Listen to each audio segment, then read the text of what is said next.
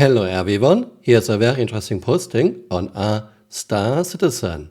No one here hates Chris, hates CIG or hates Star Citizen. We want the game Chris and CIG promised us for more than 13 years by now. However, what Chris and CIG have achieved in more than 13 years and more than $1 billion in funding is really not much. A laggy, buggy tech demo with missing basics, missing mechanics, almost no physics, no alien worlds, no NPC crews, terrible UI, item interaction and inventory system, etc, etc. I am very happy that more and more people are waking up, especially our Star Citizen. Usually I call them White Knight Star Citizen.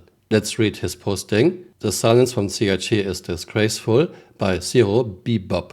PU is so unstable, it's unplayable for many people. We got a patch that didn't fix much and broke even more things. Yeah, the hotfix that CIG applied on Friday didn't fix much, and we still have lots of issues and lots of accounts that are pricked. Squadron 42 is nowhere to be seen at all, aside from 2 throwaway mentions. All things point to delay into 2027. Remember, first release date of Star Citizen and Squadron 42 was November 2014. Yes, 2014. I think it's very unlikely we will see Squadron 42 released in 2026. And I'm not so sure about 2027 either. Funding hit a record of $1 billion and we have zero recognition about it from CIG, aside from a pre-written article. Yeah, how about giving every account a gift? Like some lame armor, anything? We were told at the start of the year we would have weekly content videos. This has not happened. I think Jared said something different. He said there will be more videos again, but not as many as we had in the past. Here's a graphic I prepared and you can see we still are very low. 2025 was excusable because it was a year of playability. CIG didn't want to track their devs in front of the camera. They should fix bugs instead. However, this didn't exactly work well. This is Chris, letter from a Sherman, December 2024. 2025 will focus on playability. As we jump into the new year, 2025, our primary focus across our Star System teams is clear: improving playability. Our drive for playability is around 3 critical areas: performance, stability and content. We understand that a live environment must be far more reliable and consistent, and we are determined to deliver on this. This was a big fat lie. We got less new mechanics in 2025, but CIG did not improve playability in 2025 at all.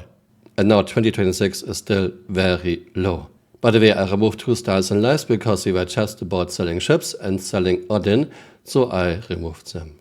CIG have communicated more about unbanning someone than they have about the PU or Squadron 42. Star Citizen as a whole has become an embarrassment at this point, and the complete silence from CIG about Squadron 42 and the state of the PU is nothing short of disrespectful and unacceptable. But fuck it, onto Alien Week, more ship sales, right? Yeah, I think what's most concerning is the total radio silence from CIG. This is a moment for Chris to shine and to talk to us. Now you might say, why should Chris talk to us? It will be just the typical BS. Maybe, but at least try. At least gives the impression that you still care, Chris. Kiss me.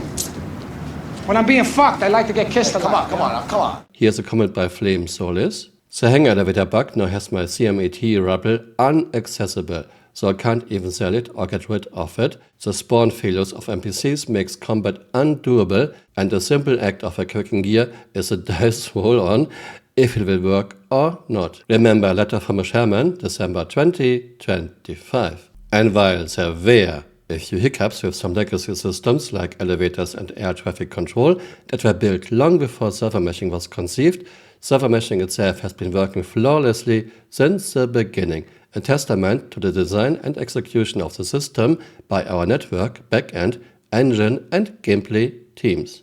I have a major issue with Chris using the word there were.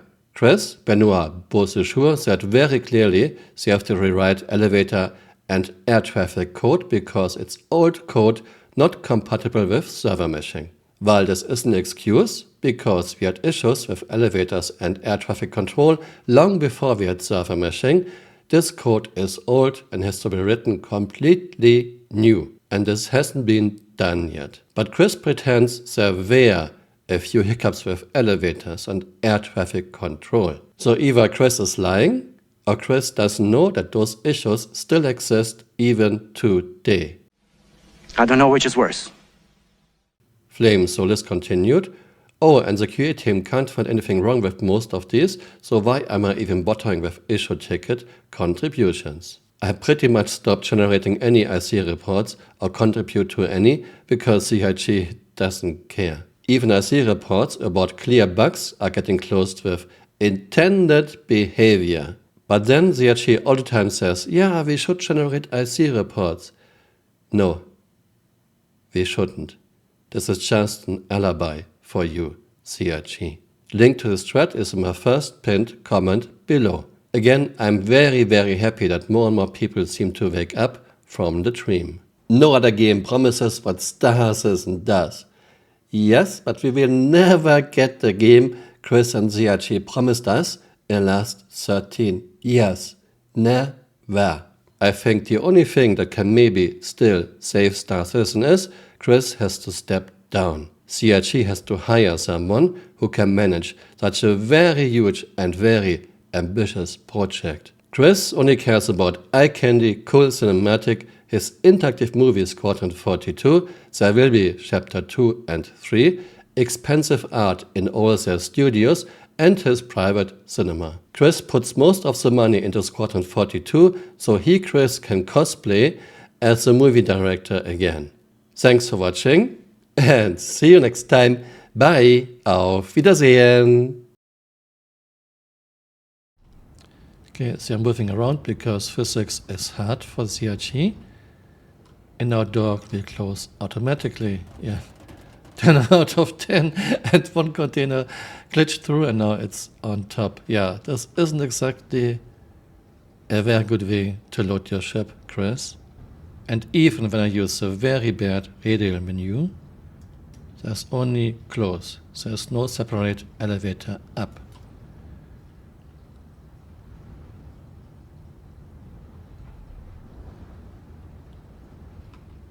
And now my mule gets kicked into the caterpillar.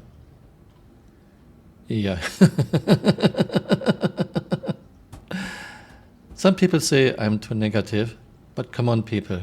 This is a $1 billion project in year 13 with mechanics that are worse than in very, very small indie games I have seen. There's no excuse for this.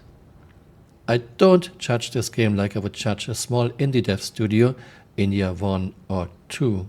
Hey, you're still here. You might want to join me on Twitter or on Blue Sky.